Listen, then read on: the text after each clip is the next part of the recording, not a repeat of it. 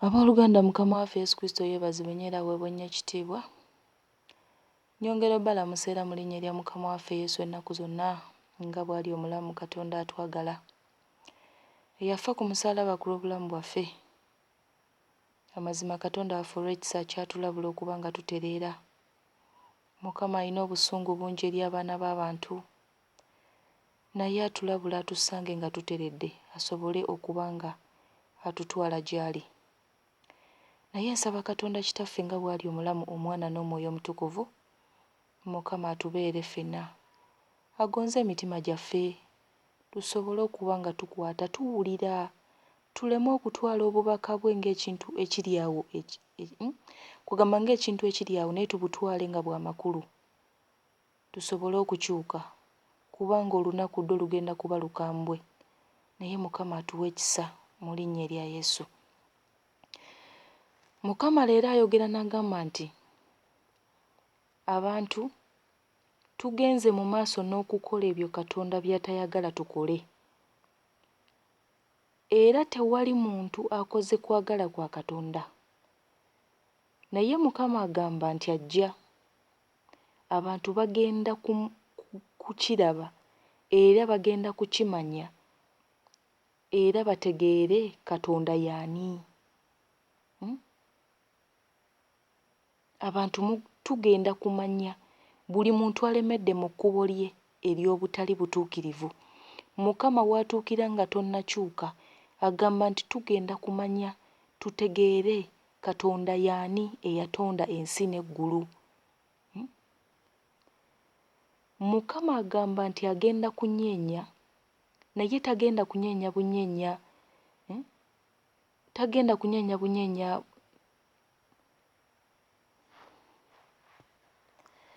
Mukama agamba nti tagenda kunyeenya bunyeenya nsi, naye agenda kunyeenya buli kintu. Buli kintu ekiri wansi w'enjuba kigenda kunyeenya olunaku lwa Katonda lwatuuka, kubanga tulemedde mu makubo gaffe ag'obutali butuukirivu, era ng'agenda kunyeenya buli kintu n'omukono gwe, nga tewali mwana wa muntu agenda kubeera nga akwata mukono gwe oba ng'asitoopinga mukono gwe obutanyeenya nsi. Tagenda kunyeenya ggwanga, naye agenda kunyeenya ensi yonna, kubanga atulabudde tugaanye okukyuka. Era Mukama agamba nti okwokya kw'omusana kugenda kuba nga kweyongera. Abantu bagenda kuba nga bakaaba, abantu bagenda kuba babonaabona nga bali mu malwaliro. Mangu nnyo agenda kuba atuusa olunaku olw'omusango. Naye Mukama agamba nti agenda kukamula ensi oba kunyiga ensi ng'omukyala bw'onyiga olugoye ng'oluggyamu amazzi ng'omaze okulwoza. Ekyo abakyala mukimanyi. N'oyoza olugoye n'olukamula luveemu amazzi lusobole okukala. Mukama agamba bw'atyo bw'agenda okukamula n'okunyiga ensi olw'obutali butuukirivu bwe tulemeddemu. Ensi eremedde mu bintu ebitategeerekeka, ebintu eby'obwenzi, ebintu eby'obulogo. Mukama agamba nti atuwooninze emirundi mingi mu ngeri nnyingi, naye abaana b'abantu tugaanye okukyuka. Tugaanye okukyuka okuwulira okuwooninga kwa Mukama kw'atuwooninze. Naye abooluganda, era batugamba nti tuyina ennaku nnyingi nnyo ku nsi, era ne holidays nnyingi oba ennaku ez'okuwummula nnyingi ku nsi kuno. Naye olunaku olwo olwa Mukama lugenda kubeera lunaku lwa njawulo. Lugenda kubeera olunaku Omwana w'Omuntu lw'atalabangako. Lugenda kubeera olunaku Omwana w'Omuntu lw'atalabangako. Muwulira Mukama ky'atugamba abooluganda?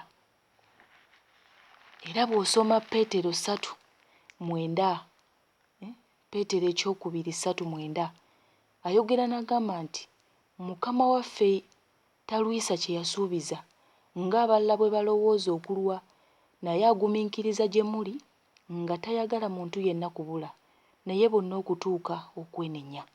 Olw'ekkumi, naye olunaku lwa Mukama waffe lulijja nga mubbi, eggulu lwe lirivaawo n'okuwuuma okunene n'ebintu eby'obuwangwa birisaanuuka olw'okwokebwa okungi, n'ensi n'ebikolwa ebigirimu birisirika. Mujjukire atugambye nti okwokebwa kw'omusana ku temperature oba okwokya kw'omusana kugenda kweyongera. 11, ebyo byonna bwe bigenda okusaanuuka bwe bityo, mugwanidde okubeera bwe mutyo mu mpisa entukuvu n'okutyanga Katonda. 12, nga musuubira nga mwegomba nnyo olunaku lwa Mukama Katonda, olunaku lwa Katonda okutuuka, olulisaanuusa eggulu nga lyokebwa n'ebintu eby'obuwangwa ne biseebengerera olw'ebbugumu eringi. 2 Peetero oba Peetero ekyokubiri 3 okuva ku lunya olw'omwenda paka ku lw'ekkumi-n'ebbiri. Bw'atyo Mukama bw'atugamba.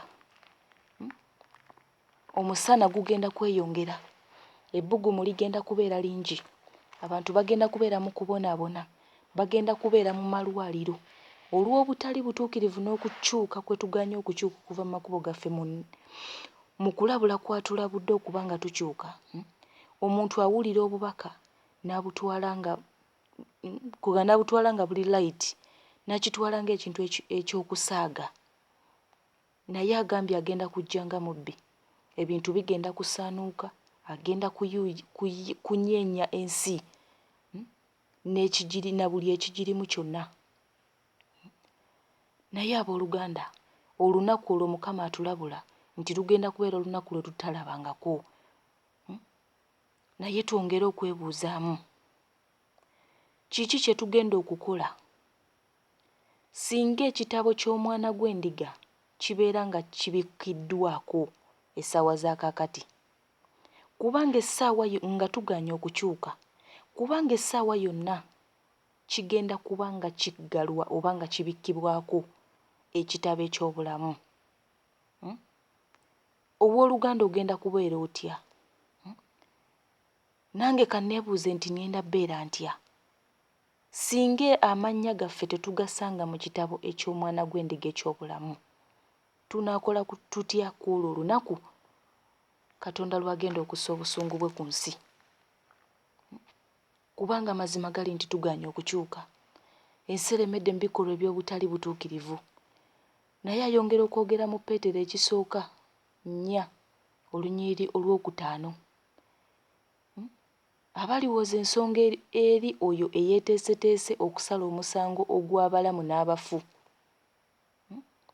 Abooluganda, tugenda kuwoza ki mu maaso ga Mukama? Kubanga omusango dde olunaku agamba nti luli kumpi, terukyali wala, lutuuse. Olunaku terukyali wala, lutuuse okuba nga asala omusango gw'ensonga. Era akugamba nti very soon he is going to bring the judgment. God is going to squeeze the world as a woman squeezes a cloth to remove water. Agenda kukamula ensi, agenda kunyiga ensi. Kati omukyala lowoozaamu bw'oyoza olugoye n'olukamula luveemu amazzi, weebuuzeemu engeri gwe gye bagenda okukukamulamu, oba Mukama gy'agenda okukamulamu ensi. Abooluganda, ebintu bino tubitwala ng'ebyokusaaga, naye tulekere awo okunyooma Mukama. Kubanga Mukama agamba nti atuwooninze emirundi mingi ate mu ngeri ez'enjawulo, naye omwana w'omuntu agaanye okyuka, omwana w'omuntu agaanye okuva mu kkubo ery'obutali butuukirivu, omwana w'omuntu agaanye okukkiriza okuva mu makubo g'amawanga okugenda mu kkubo lya Mukama. Bwe tuba nga twawula, tukomewo eri Mukama.